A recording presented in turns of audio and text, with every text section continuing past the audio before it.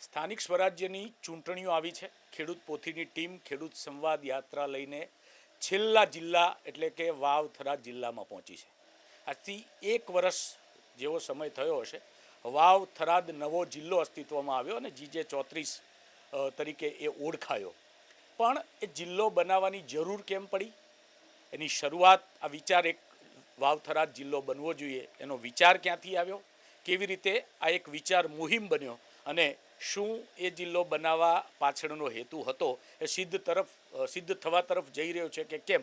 મારી સાથે આજે ચર્ચા કરવા એક લેખક, એક કવિ, એક શિક્ષક અને સમાજની અનેક ચળવળોમાં ભાગ લીધો છે એવા તગજીભાઈ બારોટ અમારી સાથે છે. એમની પાસેથી આખી વિગતો જાણવાનો પ્રયાસ કરીશું. સાહેબ, સ્વાગત છે તમારું ખેડૂત પોથીમાં. વાવ થરાદ જિલ્લો બનવો જોઈએ એવો વિચાર કેવી રીતે આવેલો? હવે વાવ થરાદ જિલ્લો બનવો જોઈએ આ જે વિચાર છે ને, આ વાવ થરાદની જનતાનો આમ જુઓ તો આજનો નથી, વર્ષોનો હતો. હવે એનું કારણ શું છે કે વાવ એક બીજા તાલુકા કરતાં ખૂબ જ લંબાણમાં આવેલો તાલુકો છે અને કોઈ મોરવાડાનો વ્યક્તિ હોય કે માવસરીનો વ્યક્તિ હોય અને કોઈ જિલ્લાના કામકાજ માટે પાલનપુર જવું પડતું હોય એટલે કદાચ ત્યાં પહોંચે તો ત્યાં રાત્રિ મુકામે કરવો પડે, કામ ન થાય તો પરતે આપવું પડે અને પરત વાવ કે થરાદ મુકામે આવે તો સાંજના પોતાના રહેઠાણના સ્થળે પહોંચી શકે કે ના પહોંચી શકે, આ પણ એક પ્રશ્ન હતો. એટલે વાવ થરાદ જિલ્લો બનવો જોઈએ એની પાછળનું એક કારણ કે વર્ષોથી આ તાલુકાઓને એક પછાતનું તિલક લગાડેલું હતું અને મોટે ભાગે કોઈ ઓરમાયો તાલુકો હોય, અમુક તો જે કર્મચારીઓ છે એ લોકોને જે માથાપારે હોય અથવા જેમને દંડ મળ્યો હોય આવા કર્મચારીઓને તો એમને સજા રૂપે વાવ થરાદમાં મૂકવામાં આવતા હતા. પછી બીજું કે જ્યાં સુધી મજબૂત રાજકીય આગેવાન જ્યાં સુધી ના મળે કોઈ પણ ક્ષેત્રમાં, પ્રજા પાસે વાચા હોય છે પણ એ વાચાને સિદ્ધ કરવા માટે કરીને પ્રજા તો શું કરે, રજૂ કરે, જાહેરાત કરે, ઘણું ઘણું તો રેલી કાઢે, ઘણું ઘણું તો નારા બોલાવે, ઘણું ઘણું તો છાપામાં થોડું ઘણું લખે. પણ આ જરૂર છે ને આ બધું થવું પડે એના માટે મજબૂત કે ખૂબ જ આત્મબળવાળો જો નેતા હોય તો આ શક્ય બને. અને એટલે આ વર્ષોથી ચાલતું હતું. એમાં શંકરભાઈનું નેતૃત્વ મળ્યું કે જે પ્રજાનો પ્રશ્ન હતો એને તરત વાચા મળી અને આ પ્રજાના હિતમાં આખું કામ થયું. એટલે આજ તો અત્યારે તો શિક્ષણની દ્રષ્ટિએ ગણો, ધંધાની દ્રષ્ટિએ ગણો કે સમાજમાં વિકાસની દ્રષ્ટિએ દેખો તો મને એમ લાગે કે ઉત્તર ગુજરાતમાં વાવ થરાદ અગ્રહરોળમાં આવે છે આજની દ્રષ્ટિએ. હું નથી માનતો કે આ તાલુકાઓ પછાત હોય આજની દ્રષ્ટિએ. તો આપણે એવું કહી શકીએ કે જે હેતુ હતો કે વાવ થરાદ જિલ્લો બનવો જોઈએ તો વિસ્તારનો વિકાસ થાય એ દિશામાં આપણે આગળ વધી રહ્યા છીએ. આ બરાબર છે. હવે વિકાસમાં શું છે કે વાવ થરાદ જિલ્લા, વાવ અને થરાદ જે તાલુકા છે આ એક વિશિષ્ટ પ્રકૃતિના તાલુકા છે. એમાં વાવ વિશિષ્ટ પ્રકૃતિનો તાલુકો છે કેમ કે એને તાલુકાની સરહદ છે, પછી આંતર જિલ્લાની સરહદો છે. આ બાજુ કચ્છનો જિલ્લો પડોશમાં છે, આ બાજુ રાજસ્થાનના જિલ્લો પડોશમાં છે, આંતરરાષ્ટ્રીય સરહદ છે. એટલે પાકિસ્તાન જેવો મુલક આપણે વાવ થરાદની જોડે જ નજીકમાં પડોશી તરીકે આવેલો છે. એટલે આ એક આખા ભારતમાં એક અલગ પ્રકારના તાલુકા હોય ને એ રીતે દ્રશ્યમાન થાય છે. પછી એક સાલિયા મુલક હતા કે ચોમાસામાં જો વરસાદ વરસે તો માણસ ખાય અને જો ના વરસે તો એને અહીંના માણસોને રોજીરોટી માટે જ્યાં લીલા તાલુકાઓ છે કે જ્યાં સારું છે ત્યાં બિચારાને સ્થળાંતર કરી જવું પડતું અને ચોમાસામાં વરસાદ પડે ત્યારે આ લોકોને પરત આપવું પડતું. એમાં આ તાલુકાઓનું ભાગ્ય ખુલવાનું હશે, ભગવાનની મહેરબાની થઈ અને આપણા રાજકીય આગેવાનોની મહેરબાની થઈ અથવા એમનો મક્કમ મન થયું અને આપણા હિસ્સામાં નર્મદા આવી. આના ઉપર તમારું એક આખું ગીત લખેલ છે. બનાસ સાથે કર્યા બેસણા માત નર્મદા આવી અને લીલોતરીના ઢગલે ઢગલા ફોંટે ફોંટે લાવી, સુખના દાડા સામે આવ્યા ભાઈ ભાઈમાં બાંટો, અને સૌથી ન્યારો સૌથી પ્યારો મારો બનાસકાંઠો. આ જે વખતે નર્મદા આવી ને એ ટાઈમે અમારું લખેલું ગીત હતું. એટલે આજે તો ઉદ્યોગો હોય, ધંધા હોય, ખેતી હોય, અહીં દાડમ થાય છે, અહીં કેસર કેરી થાય છે, અહીં શું નથી થતું અહીંની ખેતીમાં એક સવાલ છે. એટલે કોઈ એમ કે વિકાસ તો વિકાસ નહીં, પાયાના બીજ તો નર્મદાથી રોપાઈ ગયા હતા. બરાબર, શરૂઆત આખી ત્યાંથી થઈ. આજના બાળકોને તો ખ્યાલ નથી કે આજથી 50 વર્ષ પહેલાં આ તાલુકાની સ્થિતિ કેવી હતી. મારા પોતાના ગામમાં પાણી પીવા માટે અમારે ગાવ સુધી કે 4-4 કિલોમીટર રાત્રે જવું પડતું દૂર, અને દૂરથી પાણી લાવી અને એના ઉપર જીવવું પડતું. માણસને મહેમાન આવે તો ઘી દેવું પાલવતું, બાકી કોઈ પાણી માગે કે નાહવાનું માગે તો માણસને ચિંતા થતી કે આ પાણી ક્યાંથી લાવવું. આવા પ્રશ્નો હતા. પણ આ વિકાસના બીજ તો નર્મદા આવીને ત્યારથી રોપાઈ ગયા હતા, અને એને વેગ મળ્યો કે વાવ થરાદ આખો અલગ જિલ્લો બન્યો. બરાબર. એટલે તો હવે જ્યારે આ વાવ થરાદ જિલ્લો બની ગયો છે એ પછી પહેલી તાલુકા પંચાયત જિલ્લા પંચાયતની પહેલી ચૂંટણી ગણી શકાય. કેવો ઉત્સાહ, ઉમંગ અહીંના લોકોમાં જોવા મળી રહ્યો છે? જોકે શિક્ષણ વધે કોઈ પણ ક્ષેત્રમાં, એટલે માણસ થોડોક વધારે જાગૃત બને છે, માણસ વધારે વાતાળ બને છે, પછી માણસ પોતાના હક્કો પ્રત્યે વધારે જાગૃત બને છે અને માંગતો થાય છે. એટલે અત્યારે આ પ્રથમ એવી ચૂંટણી છે કે આ જિલ્લો પ્રથમ નવો બન્યો અને એની પાછી નવી ચૂંટણી. એટલે પહેલો તો શું હતું કે વાવ થરા જિલ્લાની જે કંઈ કમિટી આવે એમાં વાવ તાલુકાના થરાદના કદાચ સભ્યો હોઈ શકે, પણ વાવ તાલુકાને કેવો બનાવવો કે થરાદ તાલુકાને કેવો બનાવવો એ કેટલો વિચાર કરે આ પણ એક પ્રશ્ન છે. બરાબર. અને હવે તો અહીંના જ પ્રતિનિધિઓ ચૂંટાઈને આવે અને એ પોતે વિચાર કરતા થશે કે અમારા જિલ્લો બન્યો, આ બધું થયું, પણ હવે આનામાંથી વિશેષ અમે શું કરી શકીએ એમ છીએ. જેમ કે લોકો જાણતા નથી આઝાદી આ પ્રશ્નને, કે વાવના જૈનોની હિન્દુસ્તાન આઝાદ થયું ત્યારથી રેલવે માટેની એક ફાઇલ ચાલે છે.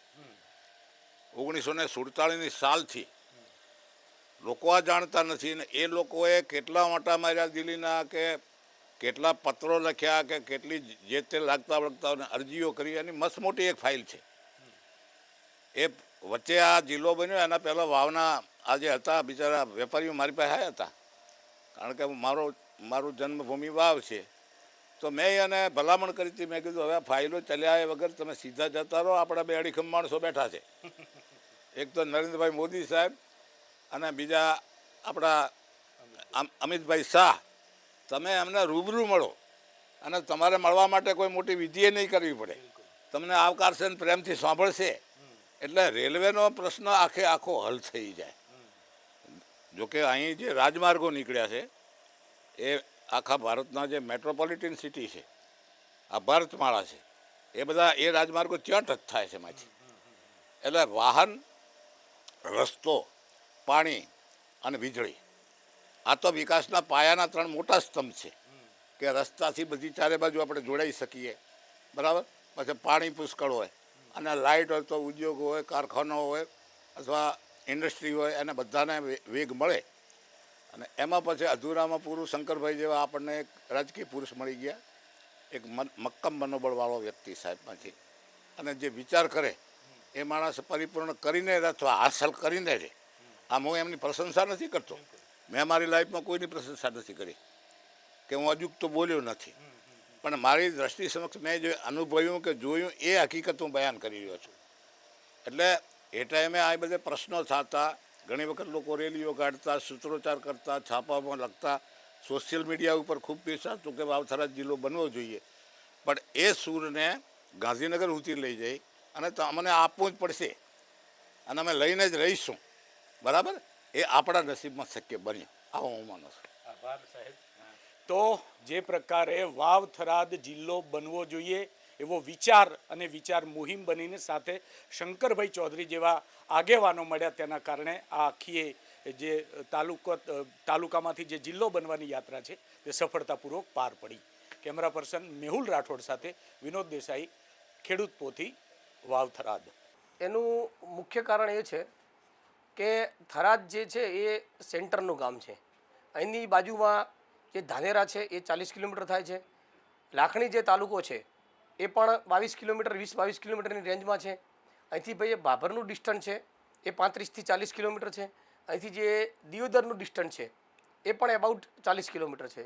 અને વાવ જે છે તાલુકો એનું પણ 12 કિલોમીટરનું ડિસ્ટન્સ છે. અને સુઈ ગામ આમ જોવા જઈએ તો થરાદ એ એક જાતનું એપી સેન્ટર જેવું કહેવાય છે કે જેનાથી બધા જ તાલુકાઓ જે છે એ તાલુકાઓનું એકદમ ડિસ્ટન્સ બહુ નજીકનું છે. અને એના કારણે ખરેખર જરૂરિયાત જ એવી હતી કે ભાઈ થરાદને ફરજિયાત રીતે જિલ્લો બનાવવો જ જોઈએ. કોઈ પણ જ્યારે ઘટના બનતી હોય છે, જ્યારે જિલ્લાની આપણે અત્યારે વાત કરી રહ્યા છીએ કે જિલ્લો બનતો હોય સંઘર્ષ તો થતા જ હોય. કોઈ પણ વસ્તુ એટલી આપણે ધારીએ એટલી ઇઝી હોતી નથી. ધારો કે થરાદની કોમ્પિટિશનમાં દિયોદરવાળા જે હતા, દિયોદરના જે સ્થાનિક રાજકારણ હોય તો એ લોકોની માગણી હતી કે ભાઈ અમારો દિયોદર જિલ્લો બને. પરંતુ રાજ્ય સરકાર હોય કે કેન્દ્ર સરકાર હોય એ જ્યારે કોઈ પણ જિલ્લો બનાવતી હોય છે ત્યારે ખાલી જિલ્લો શબ્દ બનાવવાથી જિલ્લો નથી બની જતો. એના પાછળ લાખો કરોડ રૂપિયાની ગ્રાન્ટ અને પબ્લિકની સુખાકારી માટે સરકાર વિચાર કરી અને આ જે કરતી હોય છે. તો આ બધું જોવા જઈએ તો એ અનુસંધાને થરાદ જ એને લાયકાત હતું.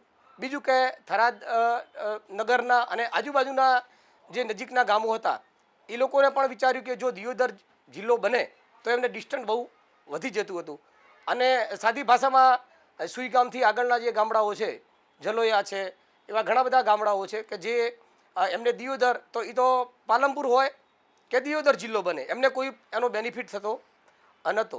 ચોક્કસથી કહીશ કે થરાદ જ્યારે જિલ્લો બન્યો છે ત્યારે તમામ સમાજના લોકો હોય, તમામ રાજકીય પક્ષો હોય, આની અંદર જ્યારે અત્યારે વર્તમાનમાં ભારતીય જનતા પાર્ટીની સરકાર છે ત્યારે કોંગ્રેસના જે નેતાઓ હતા અથવા કોંગ્રેસના જે રાજકીય જે લોકો હતા એ લોકો પણ એટલા જ રાજી હતા કે ભાઈ થરાદ જિલ્લો બને છે.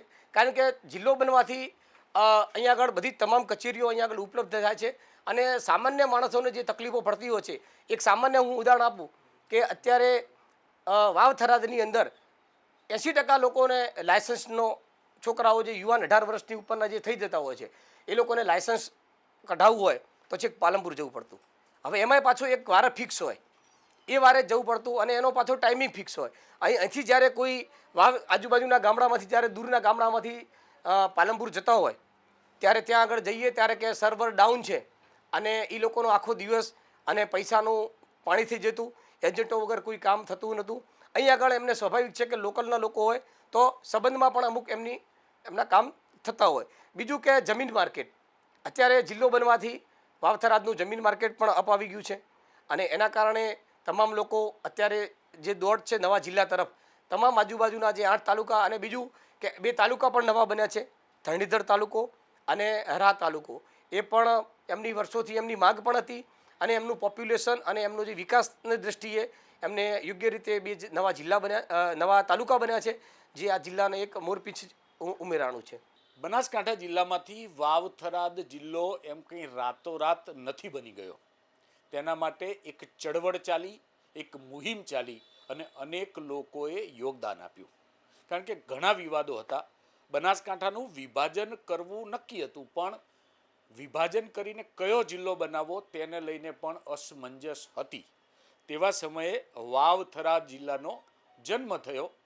વાવ થરાદ જિલ્લો કેવી રીતે અલગ થયો, કોને કોને ભૂમિકા ભજવી અને વાવ થરાદ જિલ્લો જ કેમ, આ બધા સવાલો અત્યારે એટલા માટે છે કે તાલુકા જિલ્લા પંચાયતોની જે ચૂંટણી આવી છે તેમાં વાવ થરાદ જિલ્લો અમલી બન્યા બાદ તેની આ પ્રથમ ચૂંટણી છે. વાવ થરાદ જિલ્લામાં પત્રકાર તરીકે સેવા આપતા હાજાજી રાજપૂત આજે આપણી સાથે છે અને તેઓએ પણ ખૂબ મહત્ત્વની ભૂમિકા આ જિલ્લો અલગ બને અને વાવ થરાદ બને તેના માટે ભજવી છે. વિધાનસભાના અધ્યક્ષ શંકરભાઈ ચૌધરીએ તો જાહેરમાં કબૂલ્યું હતું કે હાજાજી આપે કહ્યું છે તો વાવ થરાદ જિલ્લો બની ગયો સમજો. સાહેબ, થરાદની જનતાનો જિલ્લો બનાવવાનું સપનું છે, પૂરું થઈ જશે આપ આપશે.